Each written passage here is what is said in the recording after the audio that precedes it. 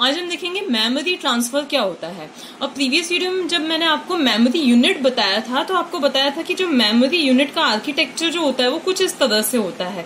एक memory unit जो होती है वो किससे मिलके बनती है? वर्ड से मिलके बनती है। मतलब उसमें बहुत सारे वर्ड्स होते हैं, मतलब डेटा जो होता है वो वर्ड्स के फॉर्म में स्टोर होता है और एक वर्ड में बहुत सारी कितनी भी बिट्स हो सकती हैं। अब वो 8 बिट्स भी हो सकती हैं, नॉर्मली 8 बिट्स नहीं होती हैं आजकल, 16 बिट्स भी होती हैं, 32 बिट्स भी हो सकती हैं, 64 बिट्स भी हो सकती हैं। तो कुल मिला के जो मेमोरी होती है वो किससे मिलकर बनती है? वर्ड से मिलकर बनती है। ठीक है, अब इसमें कितने भी वर्ड्स हो सकते हैं। ठीक है, अब हम कंसिडर कर लेते हैं कि इसमें वर्ड्स कितने 256 वर्ड्स हैं।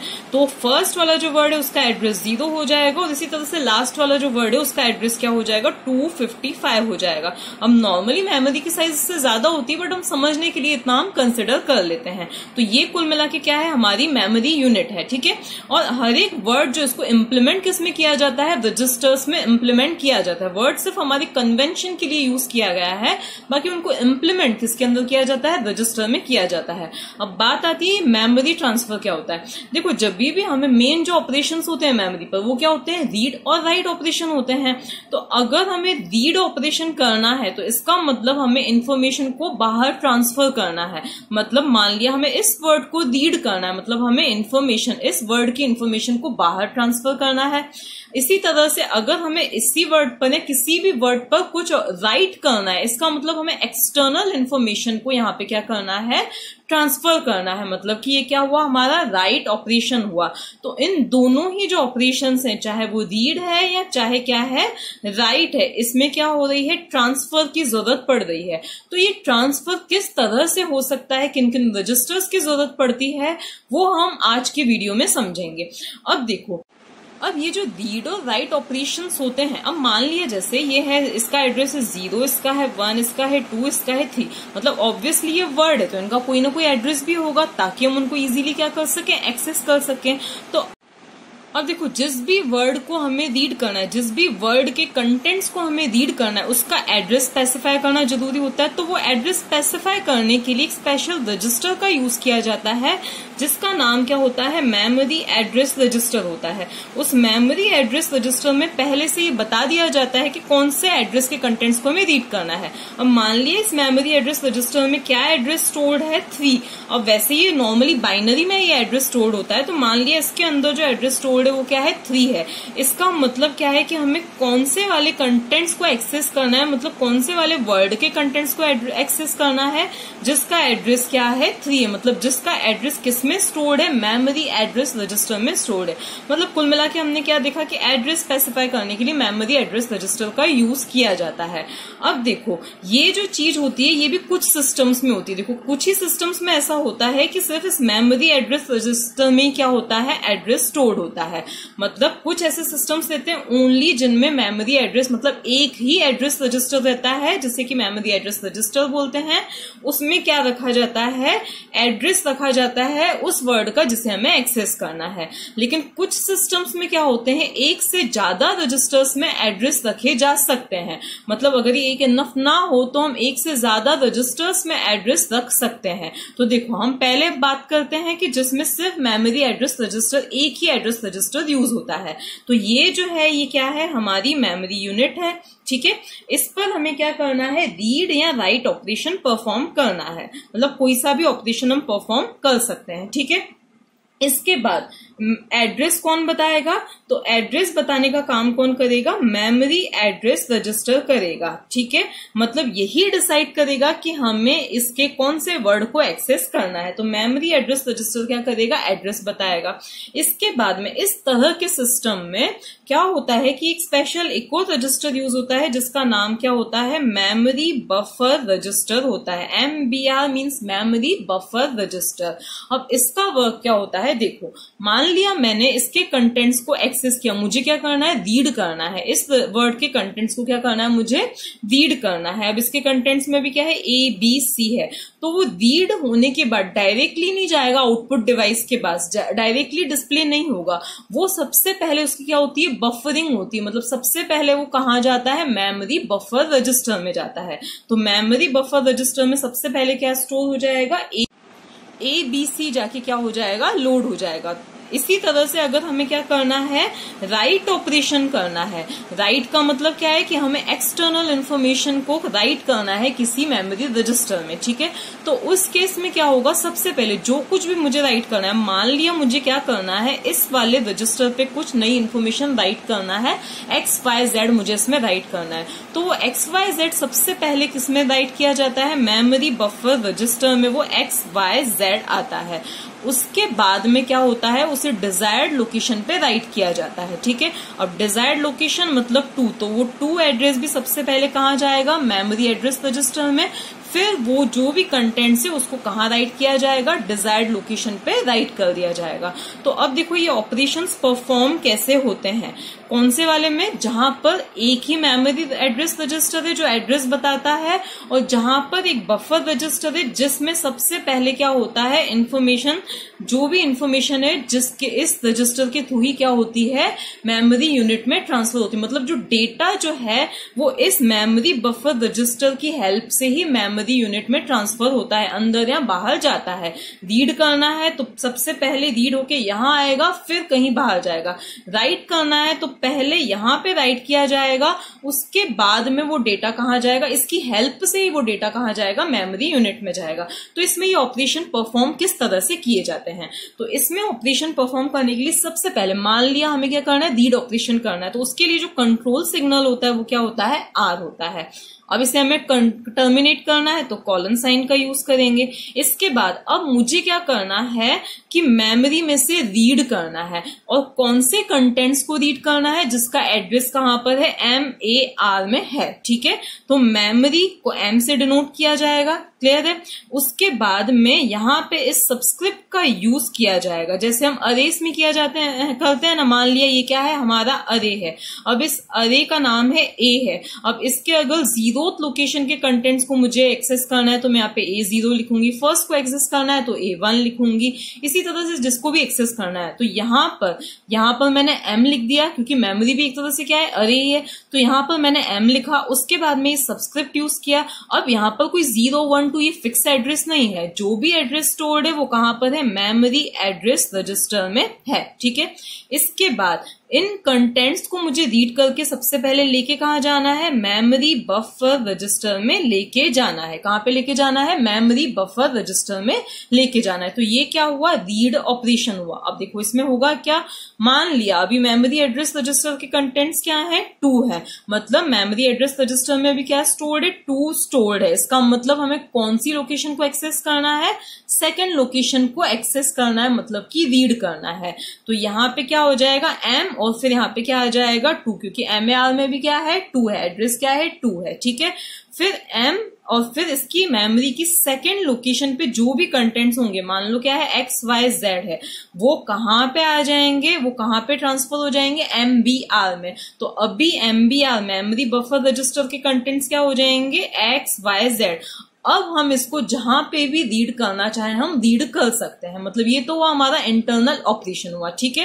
अब क्या होता है कि जहां पर सिर्फ ये एक ही रजिस्टर, जहां पे हमें पता है कि जो भी एड्रेस है कहां पे, मेमोरी एड्रेस रजिस्टर में है, तो कुछ सिस्टम्स में ये कन्वेंशन यूज किया जाता है कि यहाँ पर इतना बड़ा लिखने की बजाय क्या लिख दिया जाता है, डायरेक्टली M लिख दिया जाता है, और फिर बाकी जो स्टेटमेंट है वो तो क्या आता है, एज इट इज आता है। इससे क्या है, इसका कहने का मतलब क्या है कि जब हमें पता है कि एड्रेस कहां से आने वाला है, इसी रजिस्टर से आने वाला है, तो इतना सब लिखने की बजाय यहाँ पे सिर्फ लिखने के लिए, मतलब कन्वेंशन के लिए डायरेक्टली क्या लिख दिया जाता है, M लिख दिया जाता है। तो ये चीज अंडरस्टूड है कि M का मतलब क्या है कि मेमोरी के वो कंटेंट्स जिनका एड्रेस कहां पर है, मेमोरी एड्रेस रजिस्टर में है। तो ये चीज क्या है, ओनली कन्वेंशन के लिए, ठीक। इसके बाद में अब अगर हमें करना है राइट ऑपरेशन परफॉर्म, तो कंट्रोल सिग्नल क्या होगा, राइट होगा, W होगा, फिर लगेगा कॉलन साइन लगेगा। अब राइट करना है, इसका मतलब हमें इस मेमोरी बफर रजिस्टर के कंटेंट्स को कहां पे लेके जाना है, मेमोरी यूनिट में लेके जाना है। तो अब जो ट्रांसफर होगा कहां से होगा, मेमोरी बफर रजिस्टर से होगा, और फिर किसकी तरफ होगा, मेमोरी की तरफ होगा। तो मेमोरी और उसका कहां पे जाके होगा, जिसका एड्रेस कहां पर है, MAR में। मतलब MAR में अब एड्रेस मान लिया क्या स्टोर्ड है, 4 स्टोर्ड है, ठीक है ना। तो क्या हो जाएगा, मेमोरी की 4th लोकेशन पे, मेमोरी की 4th लोकेशन पे वो कंटेंट्स चले जाएंगे जो अभी कहां पे है, MBR में है। तो MBR में जो कुछ भी होगा वो कहां पे चला जाएगा, मेमोरी की 4th लोकेशन पे चला जाएगा। तो इसको भी, इसका भी एक जो कन्वेंशन है वो क्या है कि हम डायरेक्टली यहां पर क्या लिख सकते हैं, M लिख सकते हैं, MBR। तो ये क्या हुआ हमारा रीड ऑपरेशन और ये क्या हुआ हमारा राइट ऑपरेशन, और इनके लिए भी क्लॉक पल्सेस का यूज भी किया जाता है। लेकिन अभी हम सिर्फ क्या पढ़ रहे हैं, स्टेटमेंट्स पढ़ रहे हैं। तो अब हम बात करते हैं कि जहां पर सिर्फ ये एक ही रजिस्टर में, अभी तक हमने क्या देखा कि एड्रेस रजिस्टर सिर्फ एक ही है जो एड्रेस बताएगा, और जो भी रीड या राइट ऑपरेशन होगा, जो भी डेटा ट्रांसफर होगा वो MBR के थ्रू ही होगा। अब हम देखते हैं कि एड्रेस रजिस्टर भी बहुत सारे हों और डेटा भी ट्रांसफर होकर सिर्फ MBR में ना जा रहा हो, मल्टीपल रजिस्टर्स में हमें ट्रांसफर करना हो, तो कैसे होगा। अब देखो यहाँ पे हमने क्या देखा कि यहाँ पे एक ही रजिस्टर के थ्रू ट्रांसफर हो रहा है, मतलब ये एक ही रजिस्टर एड्रेस बता रहा है, एक ही रजिस्टर में डेटा ट्रांसफर हो रहा है। अब मान लिए कि जो एड्रेस है वो एक से ज्यादा रजिस्टर्स में हो, तो यहाँ पे एक रजिस्टर की बजाय हम क्या बना देंगे, मल्टीपल रजिस्टर्स। अब हम कंसिडर कर लेते हैं कि 4 रजिस्टर्स हैं जो एड्रेस प्रोवाइड कर सकते हैं। तो यहाँ पे हम क्या बना देते हैं, वो 4 रजिस्टर्स बना लेते हैं। तो ये हो गया हमारा फर्स्ट रजिस्टर, ये हो गया हमारा सेकंड रजिस्टर, ये हो गया हमारा थर्ड रजिस्टर, और ये क्या हो गया हमारा 4th रजिस्टर हो गया। ठीक है, इसका नाम हम मान लेते हैं क्या है, A0 है, इसका नाम A1 है, इसका नाम A2 है, और इसका नाम क्या है, A3 है।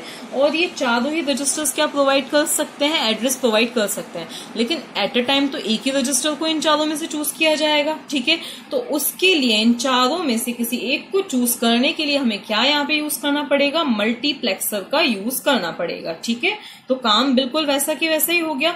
और मल्टीप्लेक्सर, क्योंकि यहाँ पे कितने हैं, 4 to 1 मल्टीप्लेक्सर हम यूज कर रहे हैं। पहले तो हम क्या कर देते हैं, यहाँ पे कनेक्शंस कर देते हैं।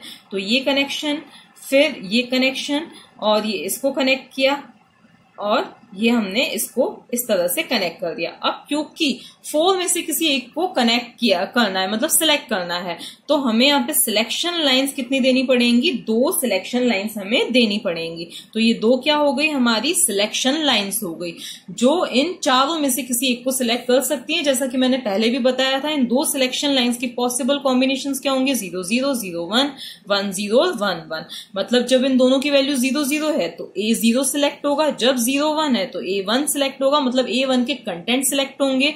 जब 1 0 है तो A2, और 1 1 है तो A3 के कंटेंट सिलेक्ट होंगे। और यहाँ पे क्या है, मल्टीप्लेक्सर। अब एक और बात जो समझने की, यहाँ पे मैंने सिर्फ यहाँ पे मल्टीप्लेक्सर लिखा है।